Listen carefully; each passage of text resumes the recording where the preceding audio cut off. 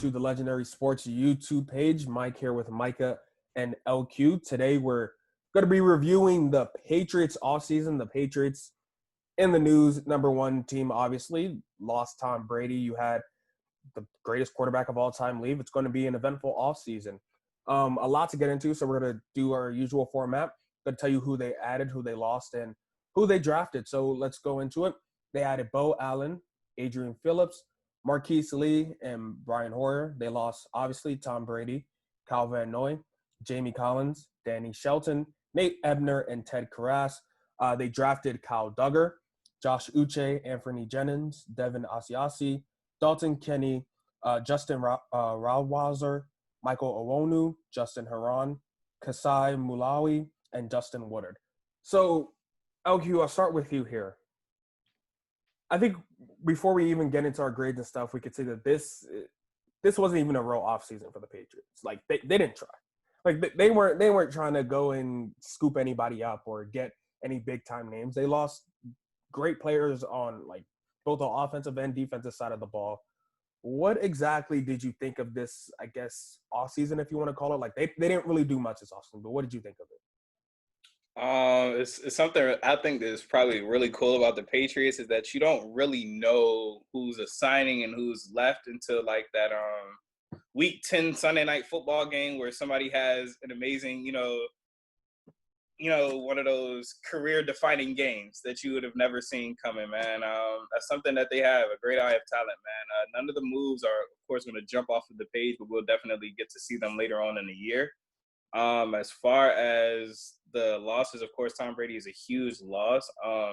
Most people would expect them to jump into the quarterback market via draft, trade, or otherwise, but they have stayed firm and went back to Brian Hoyer. So it's kind of interesting to see and follow what they do from there, but a very interesting and sneaky, quiet season for the Patriots in this offseason. Michael?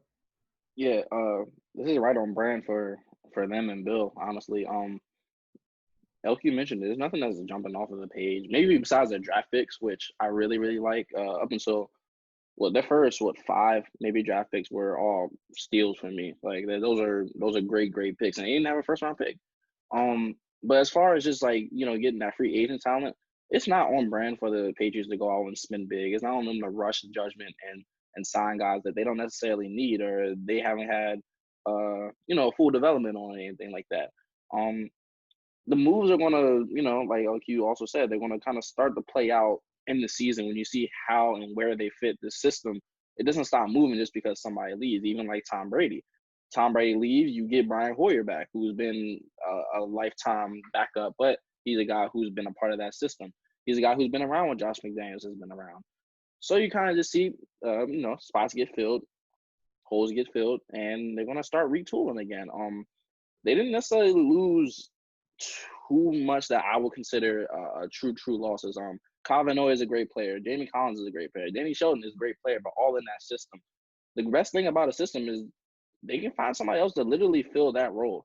And it's just about, perfecting the role. That's one of the biggest things that Bill Belichick always preaches. It's not about your entire game really with them. It's about what can you bring to the table that either has been there before or we're going to need on Sundays. And I think they're going to start getting guys, and I think they're getting guys to fill those roles. They're not going to be big names, and they're not going to have a great season. But down the road, you're still going to see these guys produce.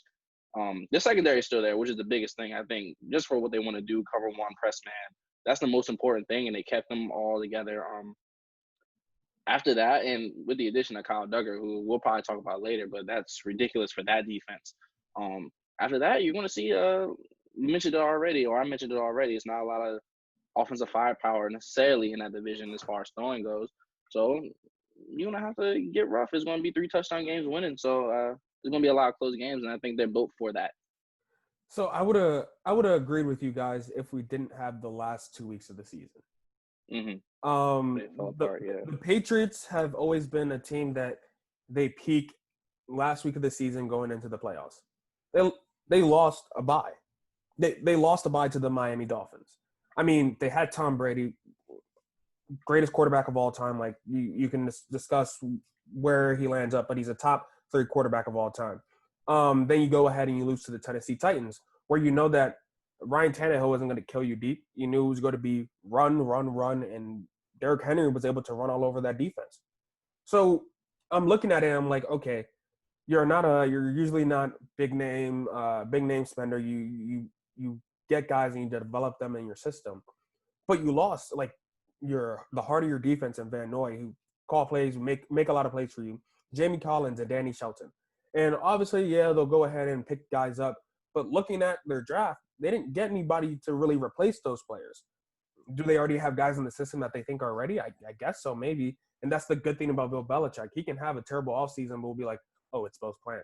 Bill knows what he's doing. He's earned that. He's earned that respect from everybody. So I don't think that, like, with what they did, like, I don't want to say Bill's punting on this year, because I don't think the Patriots will ever punt on a year, especially with Bill Belichick and how many years he has left as a head coach. And knowing if Tampa Bay is able to go to the Super Bowl and Tom Brady's able to win a Super Bowl with the talent he has down there, and what everybody will be saying after, like, oh, so we know who really was the reasoning behind all these championships. It was Tom Brady, because we saw Bill Belichick with the Cleveland Browns, and that didn't work out, blah, blah, blah. Like, it's going to just basically even though it's not a competition between Bill and Tom, there's a competition there. And for him to go ahead and punt on one season, even if that means getting Trevor Lawrence for another 15, I don't know if he's truly going to be able to. So I still believe that Bill's going to do whatever he can to get as much talent out of them, but I don't know that the players that they have enough talent to get them to a place where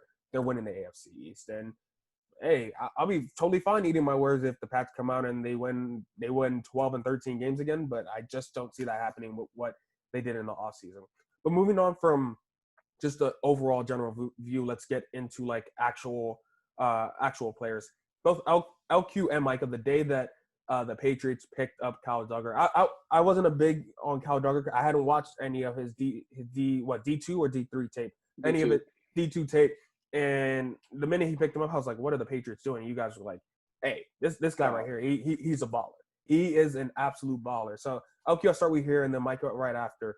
What did you like about Kyle Duggar? What exactly like popped out to you on the film that you're like, this is a guy that's going to fit perfectly into the Pat system?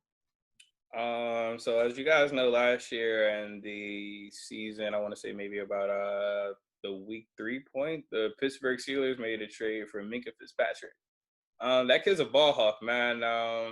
The way his skills with the ball in the air, people around, no traffic, in traffic, he can do it. So compare that to Kyle Duggar, who I think is maybe an inch or so taller than him, with that frame and that division for the games that they're going to be played. Like you guys said, a lot of close games. So he's a guy that could put him in there, and if it's a deep ball, he can definitely go up there and can make that play and go get it. Michael? Man, being tapped into the small division, football, just because I played D3 and everything like that, you hear about guys who's doing things on the D3 and D2 level, and every week, the coach was just talking to be like, all right, who's doing things on a national level? And his name popped up every single week. He only played in 7 games out of possible 10 or 11. And he won the Cliff Harris Award, best defensive player in D2, first team All-American consensus. He was of course, all conference, all region. All-time leader in punt return yards in his school and everything like that. LQ said it best as far as his on-field kind of thing. He not just being a ball hawk, which he absolutely is, but he's a playmaker with the ball in his hands. It's one of those rare things that, like, as a defensive player too, when you just have that impact, it's almost, I don't want to compare it to like an Ed Reed kind of thing, but like teams eventually, if Bill Belichick's always had this high praise for Ed Reed, but just that fear alone, if he really learns the game, he's going to be absolutely dominant. And just kind of fitting in the Patriots system, down the road and everything. Like, they have 2 veteran safeties in Patrick Chung and Devin McCourty. I would expect to see Kyle Duggar play this year. He's a guy who have an immediate impact, and whether I don't necessarily know if they're going to play him deep or in the box, but he can do both. There's no doubt he can do both. He has the range to do it. He has the skill set to do it. He killed his combine performance. And he's kind of the guy who will be all around the field at free or in the box. So it's not really a loss. And for them to take him where they took him, I think it's a steal because I don't know if teams. I mean, yes, he was projected to go in the second round, but I don't know if teams were really taking it as serious as the Patriots were. And I see them going there, and it's just like that's a Patriots pick, not just because of it's a small school guy, but just because the talent level is off the charts. Like this is one of those like franchise defining kind of moves, in my opinion, just because if you have a guy who can make that impact on the field, which I think he will. It's just crazy that you can get him from such a small school, and I just think I'm really high on it just because I've seen his talent and I feel like I know what he can do.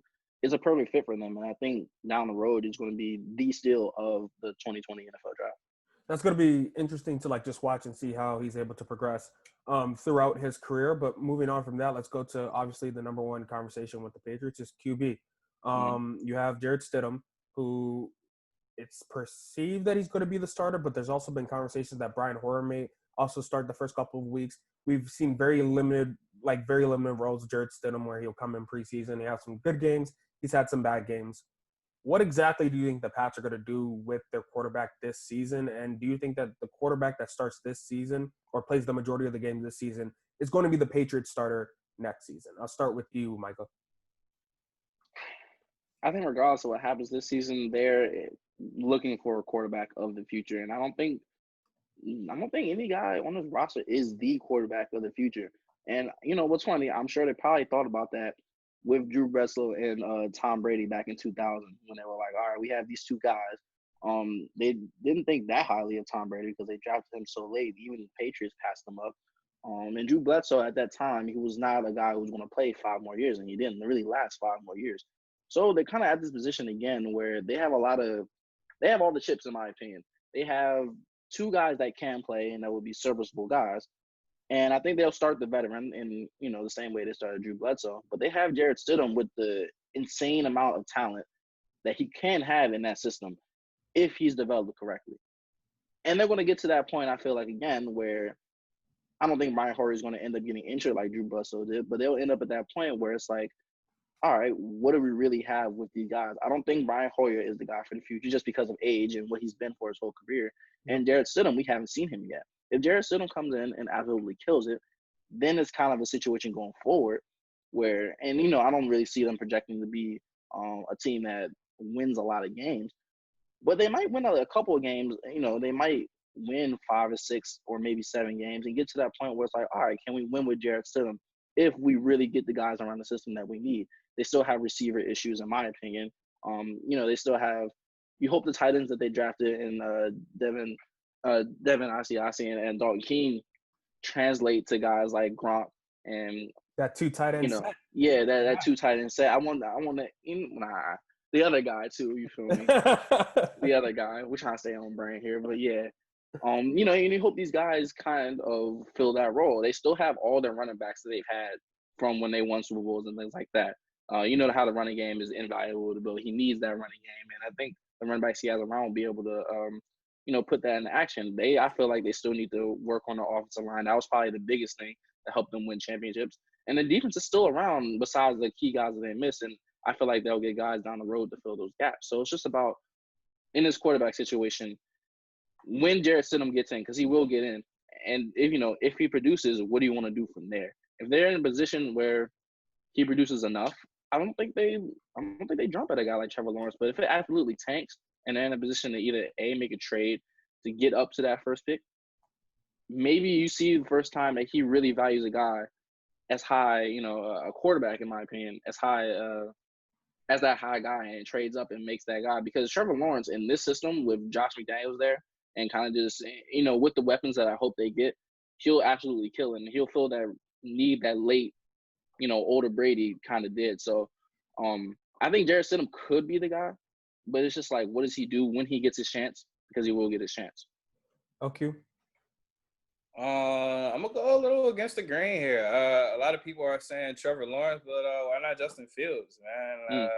I'm going to go with Fields, bro. I feel like this season with the Patriots, you're sitting on 6 rings, so the goal is not to rush to get back to the Super Bowl. You don't really have much to prove. Of course, there is the Brady thing, but like you guys said, no reason to rush that. So if you guys do go 6-10 this year, or whatever the situation may be, and you are in a situation to get Lawrence, Fields, or who have you, I would probably do so. If not, they also do have those assets to trade up. I know they've been trading around for the last 3 or 4 years, so I know they just have a multitude of picks that they're just willing to unleash and let go if need be to trade up. So I'd probably say Fields or Lawrence, but I'll probably go Fields just because of the system that he's used to running, and I think Josh McDaniels will definitely take advantage of that. Yeah, it looks like we're all three in different spots. They have their quarterback of the future. He's on the roster right now. I believe in Jared Stidham. I think it's based off the fact that we didn't see everything we could have from Stidham with Gus Malzahn. I also think he's bringing out the best out of quarterbacks. Bill Belichick is somebody that is he's very smart, and he knows exactly what he's doing. Like, he got Jimmy G for a reason. He knew Jimmy G was supposed to be the guy to take over from Tom Brady. Tom Brady said, got to trade Jimmy G. Went up to ownership. Kraft said, hey, Bill, you got to trade Jimmy G. He got scraps for Jimmy. He could have gotten a lot more. Got scraps for Jimmy G, make sure he was in a good situation. The reports are come out that basically the writing was on the wall since last season that this was going to be Brady's last season was going to be Brady's last season with the Patriots. There's no way I don't think Bill Belichick would have already have known. If reports are it was last year, he would have known 2 years before that, hey, this is going to come to an end. We're going to need a guy, and we're going to need somebody to take over. They have a veteran in Brian Hoyer. I do think that Jared Stidham is going to end up being that guy where he's going to be able to fill that Tom Brady role. I don't want to diminish Tom Brady as a football player, as a quarterback, of how good he is and what he's done for the Patriots. But it's also kind of like, it's still like a system. Like, it's not like Brady was Patrick Mahomes and running up and down the field and fitting into tight windows and everything. Yeah, we make the jokes of Tom Brady, dink and dunk and everything, but that's what worked for them. And if you can find a guy that can throw that 5-yard out or can throw that slant route for you, and a lot of quarterbacks can, I do think you can get some good production out of it. Do we know if it's going to lead to Super Bowls like you had with Tom Brady? That's what made Tom Brady different. He was going to be able to win for you. He was going to be able to make the pass late against the Chiefs a couple years ago, throwing it to Gronk in the Super Bowl. Like, he was able to make the plays, and we don't know if Jared is going to be able to do that. But to run on the most basic level, that system that Josh McDaniels doesn't want to run, I think he's going to be able to do it for them, and I think he's going to be that guy in 2021 because I don't think that Bill Belichick is just sitting down and wasting a year when he only has a couple more years in the league as a head coach, and unless they want to go with Brian Lewerke from Michigan State, and he's the one in the creep, but no. Hey, Lewerke might be the worst quarterback I've ever seen play division. Hey, I'm telling y'all about Jamar Smith though. Sneaky Jamar Smith. Oh, for what? Louisiana Tech? Yeah, you feel me? Louisiana Tech. Who knows? I mean, that's the thing about Bill Belichick. That's an amazing thing that he has. Anything he does, he's making the right move. It doesn't matter who or what. It's the right move. Oh, a quarterback from Louisiana Tech? Okay. Say less. He can start. He might start. I mean, it's the Belichick way. It's the Belichick way. All right, but I think that's all the questions that we have for Pats. Actually, yeah, I have one more question, but question with the grade Micah here. What are you expecting from N'Keal Harry year 2? Do you see an uptick in what exactly is this? Is he almost like a bust type of pick if he doesn't provide anything this year? So answer that question and give me your grade. Man, N'Keal Harry, that was my favorite receiver coming out of last year's draft, and I feel like he didn't get his fair shake, but he did get his chances. He definitely got his chances, and he definitely squandered his opportunity a little bit. So he's in a weird scenario. I think he's slated to be the guy this year. Obviously, Julian Edelman is going to fill that slot role, but as far as your true X receiver, it has to be him. I don't see Marquise Lee. Marquise Lee might end up being your Z. They still have Mohamed Sanu. Demir Bird, I wouldn't necessarily consider him a true outside threat. Matthew Slater is a special teams guy, special teams Hall of Famer kind of guy. So it's just like, if N'Keal Harry doesn't see the majority of the targets from the outside, well, let me rephrase that. N'Keal Harry needs to see the majority of the targets from the outside, and you hope that he doesn't squander his opportunity. I think he has so much talent. His tape was one of the best I've ever seen. I didn't really see the Randy Moss tape growing up, but it was just like some of the things he was doing in college at a higher level than Randy Moss was doing as far as just Power 5 goes. It was amazing, and you kind of hope that they can tap into that. You hope he trusts his hands, which is the biggest thing, and I feel like that's his biggest strength. I think it was really more of a mental thing. So, I'm really high on him. I'm still high on him. But as far as the grade goes for the offseason and kind of all the moves they made, I'm a little. I don't know. I would rate them maybe like a C plus. I mean, it doesn't really jump, but I love their first 5 picks of the draft, and I kind of just I'm a big believer in Bill Belichick and the fact that they can fill the gaps. I will give them a C plus because really Kyle Duggar, bro, like that was one of my favorite defensive players, or if not my favorite defensive player.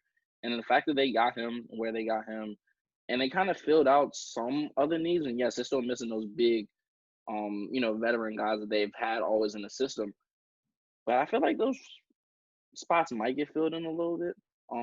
Guys like Anthony Jennings and Josh Uche are going to play roles, and they might end up starting. Just looking at the depth chart, they're probably going to end up starting down the road at least this season. And when these guys start to pop and everything like that within the system, it kind of becomes one of those things where an average draft turns into a great draft just because of the positions they're in. So I would give them a C plus.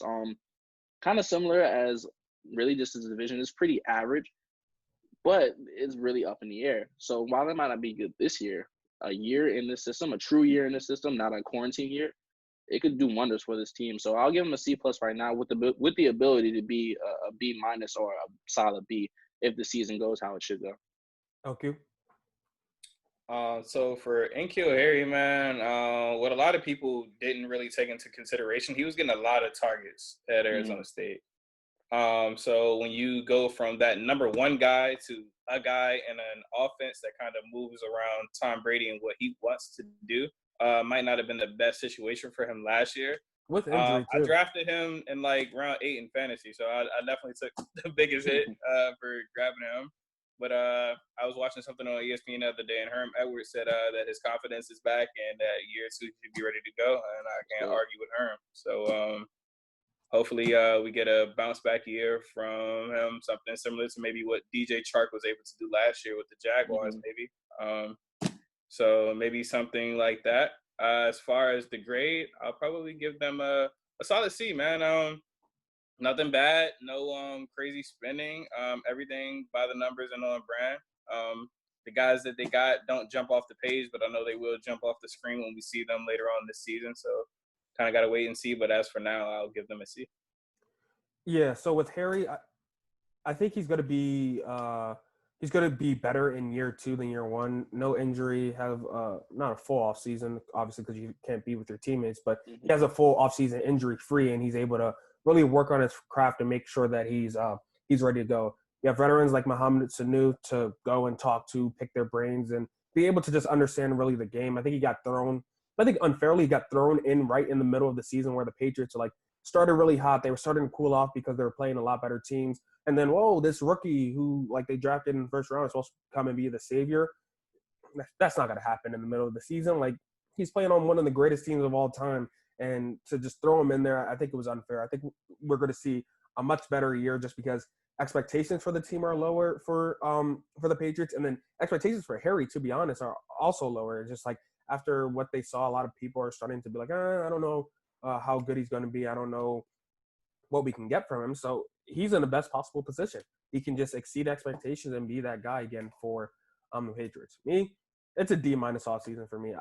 I don't really like anything in free agency. The draft, like I said, I didn't watch Kyle. I did watch Josh Uche, and I think he's going to be starting either week 1 or week 2. He's going to be on the field, even if that's special teams. He's just that type of guy. The 2 tight ends. I didn't love the tight end draft either. So going with Ossie, spending 2 picks on tight end. Yeah, I know you're trying to replace Gronk and everything, but if they think that 2 tight end set is going to work again, why not give it a try? But nothing sticks out to me here. Nothing was special. Nothing that could be wow, I can't really say that the Patriots got better.